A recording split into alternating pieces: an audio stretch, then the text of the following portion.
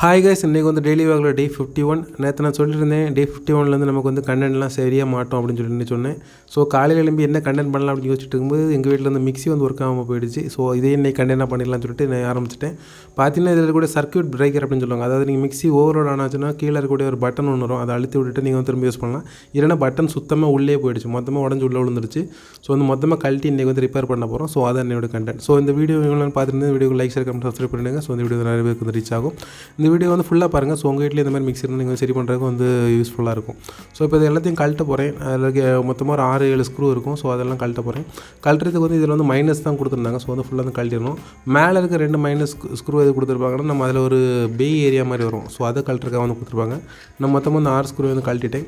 இதில் வந்து மிக்ஸி இந்த கிரைண்டர்லாம் ஒரு பெரிய விஷயம் பிரச்சனை என்னென்னா உள்ளே வந்து பாச்சாக்கல்ப்பு வந்து நிறைய முட்டை போட்டு வச்சிரும். சிலந்து எல்லாமே உள்ளே இருக்குது. நான் அதெல்லாத்தையும் கழட்டி பார்த்தேன். பார்த்தீங்கன்னா தெரியும் தான் அந்த சர்க்யூட் பிரேக்கர் துண்டு துண்டாக பொடிஞ்சு போயிடுச்சு. அதில் பார்த்தீங்கன்னா தெரியும்.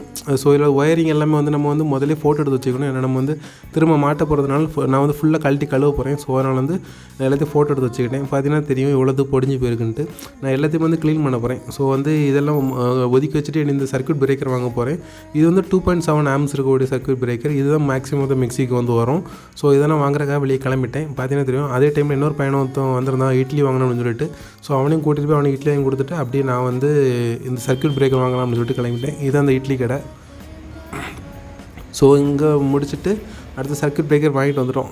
அங்கே கிளம்பணும். இது ஒரு குடல் ரத்தம்லாம் விற்கக்கூடிய அந்த கடை. ஸோ இங்கே இட்லி எல்லாம் நல்லாயிருக்கும் போல். இது வந்து Calvin hospital, Nagercoil Calvin hospital இருக்குல்ல. ஸோ அது பக்கத்தில் இருந்தது. ஸோ அங்கே போய் வாங்கிட்டு வந்துட்டேன். நான் வாங்கின சர்க்யூட் பிரேக்கர் வந்து 2023 உள்ளது. அது வந்து ஒரு கிட்டத்தட்ட ஒரு 3 வருஷம் ஓடிக்கணுங்களா. இது வந்து 2025 வந்த சர்க்யூட் பிரேக்கர் இப்போ வாங்கியிருக்கேன். வெளில ஜஸ்ட் 20 ரூபா தான் வந்து வரும். ஸோ இதை வச்சு உங்களோட மிக்ஸியை வந்து மேக்ஸிமம் பிரச்சனைன்னு வந்துச்சுன்னா இதில் தான் முதல்ல நான் வந்து கை வச்சு பார்ப்பேன். இதுதான் வந்து இருக்கும். இல்லைனா உள்ளே வந்து அந்த லெட்டு மாதிரி இருக்கும். ஸோ 2 லெட் இருக்கும். ஸோ அதுவும் தேஞ்சிருக்கா அப்படின்னு பார்ப்பேன்.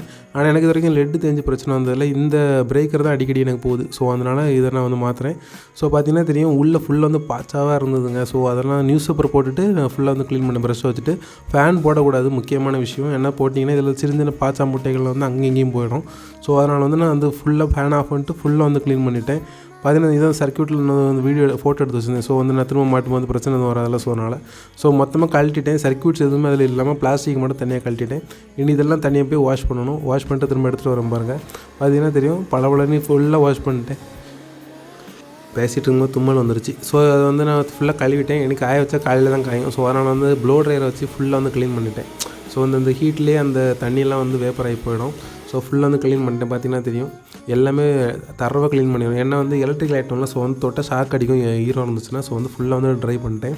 ஸோ ட்ரை பண்ணிவிட்டு எல்லாத்தையும் ஒன்றா மாட்ட ஆரம்பிச்சிட்டேன். முதல்ல மோட்ரு மேலே இருக்கக்கூடிய இந்த புஷ்ஷு மாட்டணும். இந்த ரப்பர் புஷ்ஷு இதுதான் வந்து தண்ணி வந்து மோட்டருக்குள்ளே போகாமல் பார்க்கக்கூடியது. இது கொஞ்சம் நாசமாயிட்டுனா கூட மோட்ரு வந்து பாதிக்கிறதுக்கு நிறைய வாய்ப்பு இருக்குது. ஸோ வந்து முதல்ல அதை பார்த்துருங்க. அடுத்து வந்து இந்த காயில் வெளியே எடுத்து நான் பார்த்தேன். அது வந்து நல்லாவே இருந்துச்சு. ஸோ வந்து திரும்ப உள்ளே வச்சு மாட்டிட்டேன்.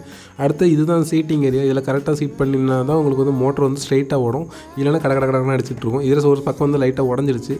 அடுத்தது பார்த்திங்கன்னா நம்ம அந்த கண்ட்ரோல் நாப் இருக்குல்ல. ஸோ அதை வந்து மாட்டினேன். கரெக்டாக இருக்கான்னு சொல்லிட்டு நான் வந்து ஃபோட்டோஸில் பார்த்துன்னு வந்து தெரிஞ்சுக்கிட்டேன். ஸோ வந்து அதுக்கேற்ற மாதிரி மாட்டிட்டு கரெக்டாக வந்து அட்ஜஸ்ட் பண்ணிட்டேன். பார்த்தீங்கன்னா தெரியும் எவ்வளோ மஞ்சள் கலரில் இருந்த மிக்ஸி எவ்வளோ வெள்ளையாக இருக்குன்ட்டு.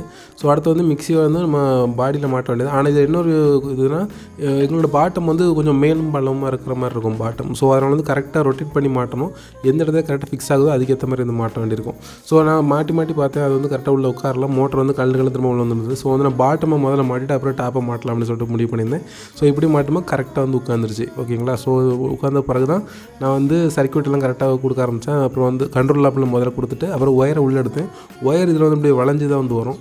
ஸோ அதுக்கேற்ற மாதிரி வளைச்சி கொடுத்துட்டு நமக்கு சர்க்யூட் பிரேக்கருக்கு வந்து 2 பிளாக் கலர் ஒயர் தான் வரும். ஒன்று வந்து நமக்கு 3 பின்லேருந்து ஒன்று வரும், அப்புறம் மோட்டர்லேருந்து ஒன்று வரும். ஸோ வந்து மொத்தமாக 2 ஒயர் வந்து வரும். ஸோ அது எப்படி கொடுக்கணுன்னா நமக்கு அந்த ரைட் சைடு லெஃப்ட் சைடு வந்து அதிலே இருக்கும். ஸோ அதுக்கேற்ற மாதிரி நம்ம கொடுத்தாலே வந்து போதுமானது. ஸோ பார்த்தீங்கன்னா தெரியும் கரெக்டாக தான் ஃபிட் பண்ணிட்டேன். எல்லாத்தையுமே மாற்றிருக்கிறது எல்லாமே கரெக்டாக இருக்குன்னு பார்த்துட்டு நான் ஃபோட்டோ இருக்க மாதிரி எடுத்து வச்சதுனால எனக்கு வந்து மாட்டுறதுக்கு ரொம்ப ஈஸியாக இருந்தது. ஸோ நீங்களும் மிக்ஸி ஏதாச்சும் ரிப்பேர் பண்ணுறீங்களா இது மாதிரி கரெக்டாக பார்த்து மாட்டுங்க. ஸோ மாட்டிட்டு நான் வந்து ஆன் பண்ணி பார்த்தேன். ஆன் பண்ணும்போது நம்ம வந்து கை கிட்ட கொண்டு போகக்கூடாது. ஏன்னா வந்து இதில் வந்து காற்று வந்து உள்ளே இழுக்கிற மாதிரி இழுக்கும். ஸோ அதனால் கையெல்லாம் கிட்ட கொண்டு போகாதீங்க. நான் வந்து ஃபுல்லாக மாட்டிட்டு 2 ஸ்க்ரூ மட்டும் போட்டேன். ஏன்னா அப்போ தான் வந்து ஏதாச்சும் இஷ்யூ இருந்தால் திரும்ப ஓப்பன் பண்ணுறது ஈஸியாக இருக்கும். ஸோ அந்த 2 ஸ்க்ரூ மட்டும் நான் போட்டு டைட் பண்ணிவிட்டு மாட்டிட்டேன். இதில் வந்து சர்க்யூட் பிரேக்கர் மாட்டுறது உள்ள ஒரு ஸ்க்ரூ கொடுத்துருமா, அதை போட்டு திருக்கிறது ரொம்ப கஷ்டமாக இருக்கும். அப்புறம் மேலே இருக்கக்கூடிய அந்த சுற்றக்கூடியதை மாட்டினேன், அது ஒயிட் கலரை மாட்டிட்டு திரும்ப மிக்சியில் போட்டு ஆன் பண்ணால் சூப்பராக வந்து ஓடிச்சுங்க. செம்ம ஃபாஸ்ட்டாக ஓடும். 2.7 ஆம்ப்ஸில் ஸோ வந்து செம்மையாக வந்து ஓடிச்சு. ஸோ 20 ரூபாயில் இந்த மிக்ஸி வந்து ரெடி பண்ணியாச்சு. இது கடையில் கொண்டு கொடுத்துருந்தா அவங்க ஒரு 100-150 ரூபா இருப்பாங்க. ஸோ இந்த விழாக்காவில் தாங்க இந்த வீடியோ உங்களுக்கு பிடிச்சிருந்தா லைக் கமெண்ட் சப்ஸ்கிரைப் பண்ணுங்கள். அடுத்த ஒரு விழாக்கில் பார்க்கலாம். நன்றி, வணக்கம்.